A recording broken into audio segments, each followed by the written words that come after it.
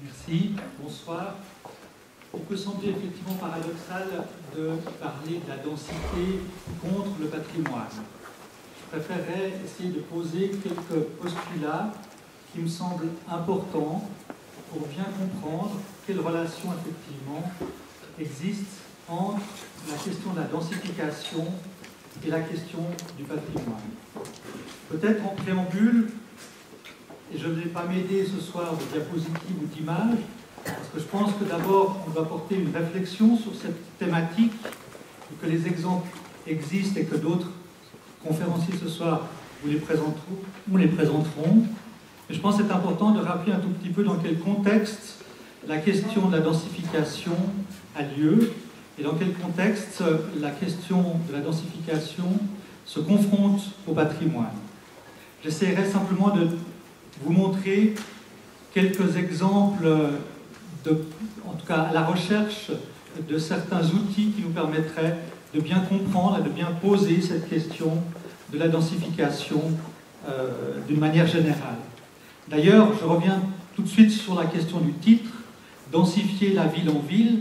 pour revenir et élargir un tout petit peu la discussion et le débat qui aura lieu tout à l'heure, en vous proposant non pas de réfléchir sur la question purement urbaine, mais également sur la question territoriale. Aujourd'hui, la question du patrimoine est d'abord une question territoriale. L'histoire du patrimoine, l'histoire de la conscience que nous avons prise de la valeur de l'architecture en tant que telle, en tant que patrimoine, mais aussi en tant que mémoire historique, formelle, esthétique, sociale, est une chose qui ne peut plus être vue sous le seul œil de l'unité, de l'individualité ou de l'objet ou du monument isolé. Le patrimoine se conçoit aujourd'hui dans sa relation au territoire. Et la question de la densification, si nous regardons effectivement aujourd'hui cette question-là respectivement au territoire, on se rend compte que la densification a déjà eu lieu. La densification est la densité qui s'est étendue sur le territoire du canton de Vaud, a mité ce territoire de façon assez exceptionnelle, et on est confronté aujourd'hui à cette identité d'un territoire qui tient autant dans l'extension de certains villages dans des périphéries de banlieues que dans des villes qui ont laissé de grands vides et de grands espaces libres tout autour des constructions individuelles. Et je pense qu'aujourd'hui, on a l'objet de reprendre cette question-là, qui est une question fondamentale, de savoir comment est-ce qu'on considère la question de la densification à l'échelle du territoire et pas simplement à l'échelle de la ville en tant que telle. Une question qui est encore importante et que j'aimerais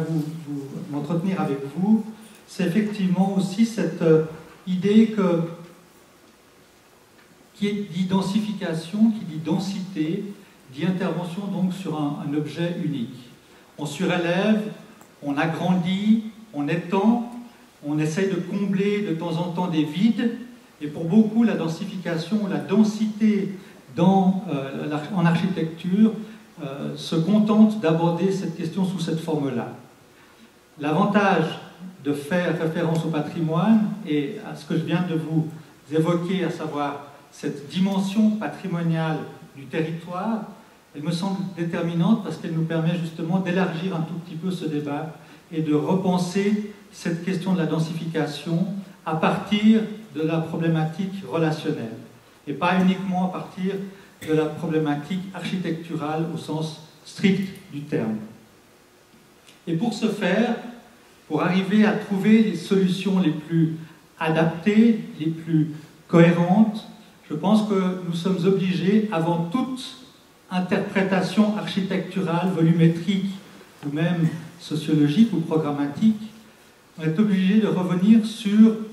la façon de regarder notre territoire. Densifier, c'est planifier. Densifier, c'est d'abord, et planifier, c'est d'abord regarder ce qu'on a autour de nous. Regarder les relations, regarder les éléments qui se conjuguent les uns avec les autres et qui font que nous sommes confrontés, nous sommes obligés à ce regard par la qualité ou par les défauts que contiennent aujourd'hui tous ces lieux qui sont susceptibles d'être effectivement utilisés pour augmenter un élément quantitatif, pour augmenter de la quantité. Parce que qui dit densité, en règle générale, exprime effectivement une problématique quantitative. Et je pense que parler aujourd'hui de la relation entre patrimoine et densité nous oblige à reprendre cette question d'abord qualitative. La qualité dans un territoire, dans une ville, dans une banlieue, dans un village, c'est aussi justement aborder la problématique de la densification à l'échelle d'un ensemble, à l'échelle d'un quartier, à l'échelle d'une banlieue, d'une portion de ce territoire,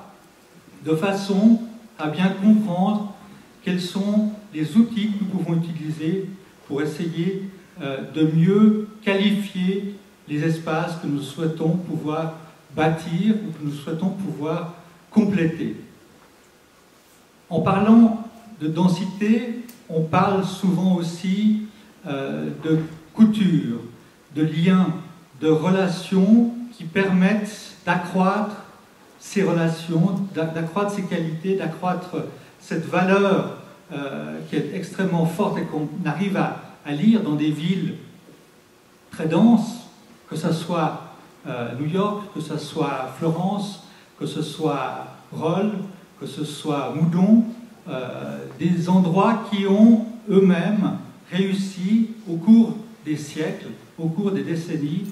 à tenir en quelque sorte ce relationnel au cœur des préoccupations de ceux qui bâtissaient et qui construisaient, de ceux qui aussi souhaitaient pouvoir densifier leur propre lieu de vie et leur propre lieu d'habitation. Mais en même temps, et c'est peut-être la leçon que nous laisse aussi aujourd'hui le patrimoine, cette question de la densification ne peut pas se faire sans la qualification des vides, sans parler des espaces libres, sans parler de ce qui constitue justement le lieu ou les lieux mêmes de ces relations que nous souhaitons pouvoir maintenir ou développer ou accroître. Et quand il s'agit de parler de densification ou de densité à l'intérieur de la ville, à l'intérieur d'une banlieue, comme peut-être tout à l'heure nous parlera Ariane Widmer de l'Ouest lausannois, certainement d'ailleurs, eh bien il s'agit bien de comprendre et d'identifier cette question de la qualification des vides et de savoir qu'on ne peut construire et on ne peut densifier sans établir ces règles importantes autour des espaces vides et de leur valeur et de leur identité pour le bâti. Je terminerai simplement en disant qu'aujourd'hui, quand on parle de densification, on parle d'abord de planification et pas d'architecture, première chose. Et puis ensuite de quoi? Qui dit planification dit effectivement trouver les outils les plus adaptés, les plus cohérents à justement donner naissance à un projet qui soit un projet d'ordre qualitatif. Et je crois qu'on ne peut aujourd'hui opposer patrimoine et densité que sur la base de cet inventaire à faire très souvent, qui manque trop souvent aussi, des lieux possibles, non pas d'une densification, mais d'un projet de relation. On peut bâtir beaucoup. Les 1000 exemples existent autour de nous qui nous montrent la qualité de ces lieux, la qualité de ces espaces, la qualité de cette habitation possible de la ville ou de l'architecture. Mais d'abord, il est absolument indispensable et nécessaire de faire en sorte que nous puissions connaître ce patrimoine, connaître et tenter de comprendre de quoi il est fait, comment il est fait, avant effectivement d'y imposer un certain nombre de constructions supplémentaires ou qui viennent compléter l'état actuel de la situation. Je vous remercie.